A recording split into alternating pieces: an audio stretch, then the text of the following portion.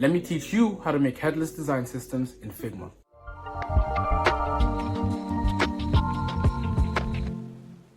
Imagine you've built a design system with fixed components. Now, when your project scales or you need a new brand look, you'd either have to start from scratch or have a hard time adapting your traditional system to your new project. And that's the problem with rigid design systems. They limit customization, making teams have to spend extra time overhauling the existing UI rather than innovating. That's where headless design systems come in. Now, think of it a little like the ultimate design freedom.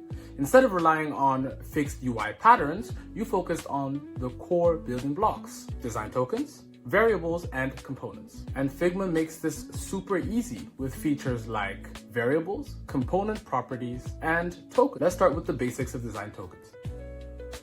Design tokens are a set of variables that define design properties such as colors, typography, and spacing in a design system. So pretty much, these are the variables that hold all of the design decisions in any given UI. Take this button, for example. It's got three states: default, hover, and inactive. If we were to just focus on its color, we've got two of them. The default button color, which is the same as the hover state, and the inactive color, which is a slightly muted blue. So we'd go over here to the variables section and create a color variable. We can name the first one default blue and the other one muted blue. So essentially, we're taking the values of these colors and assigning them what is called an alias. So you make a design decision like I have. I decided that my default color would be this blue, so I assigned it the alias default blue. Then I do the same for muted blue, and you have what is called a primitive or global token. That's when you take the most basic design decisions, like my default color will be blue or my heading size will be 24 pixels, for example, and you make tokens for them. But you have to be careful with how you alias your variables, because in a large design project, for example, you probably have a pretty huge color palette. If you look at one of my older projects, you can see just how many colors I had. I started out with my main colors here and had multiple shades of the same color. So to properly differentiate them, you usually use numbers, with the darker shades being higher numbers and the lighter ones being lower numbers. But you can't just directly use primitive tokens in your designs.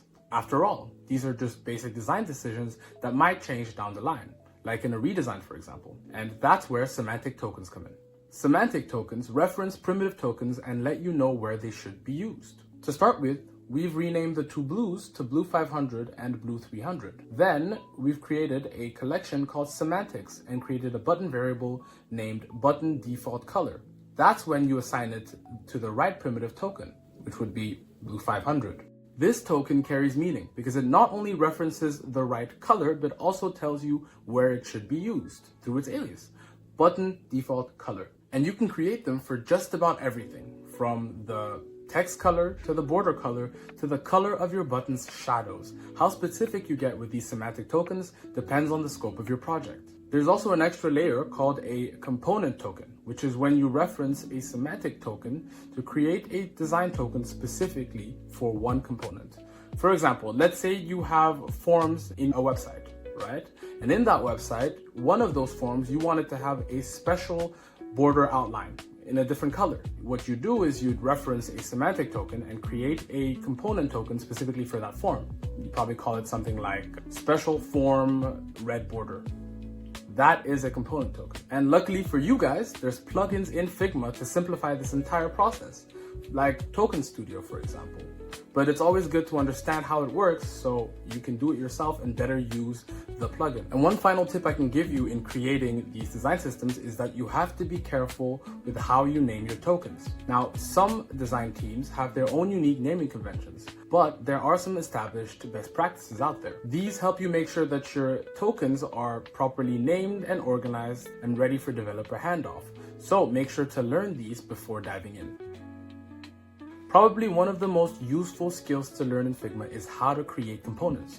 These are reusable elements in your designs that create consistency. This can be buttons, icons, layouts, whatever you want or will be reusing. So in Figma, you'd first design the component, in this case the button, in the way that you want it, while making sure to assign the right tokens. For example, for the button's default color, you'd click the fill, look through your library and select the correct token. Then you select the design, press these three buttons up here and create your main component. Then what you'd use in your designs is an instance of that design component by going through your asset library and dragging it into the design. Instances are reusable copies of the main component that you can use whenever you want or wherever you want in your design. And whatever you do to the instance will not be reflected on the main component. So you can make as many little tweaks as you want throughout your design process. And once you've created the main components, it's time to create their variants.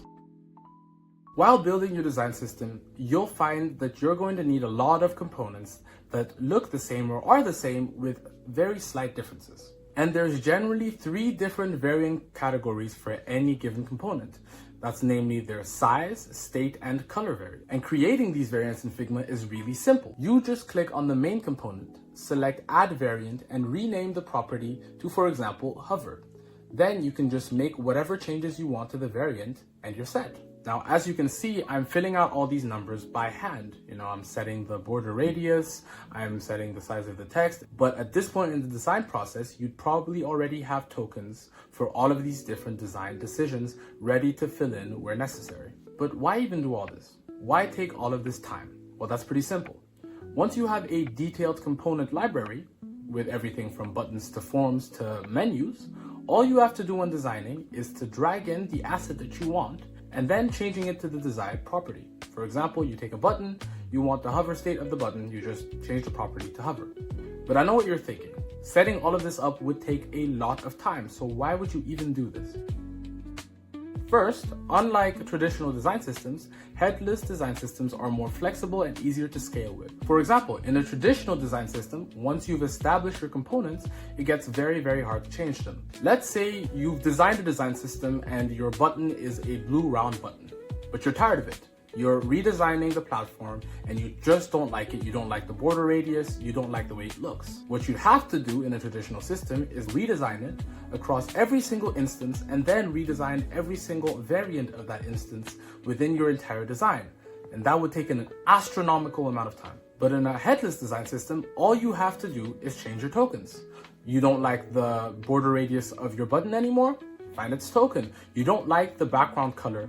Find its token. All you have to do is find the token, change the token, and that will be directly translated into your design. Not only that, testing out different iterations of the same design or creating different versions like light and dark mode becomes a lot easier when all you have to do is update some design tokens. The second reason that headless design systems are the way to go is that it bridges the gap between designers and developers. Now, design systems can get confusing for developers when something isn't totally clear or there was human error somewhere. For example, in a traditional design system, the developer won't always explain what the value of the button's padding is or what the spacing between 2 button instances is. But in a headless design system, these values would be defined as design tokens. And not only would this take away the guesswork, but there are even ways to convert design tokens directly into code, which would make it easier to collaborate with developers. But that only makes it even more important to use proper naming conventions. I hope you enjoyed this video. Make sure to use a headless design system in your next big design project and hit that subscribe button for more UX design tips.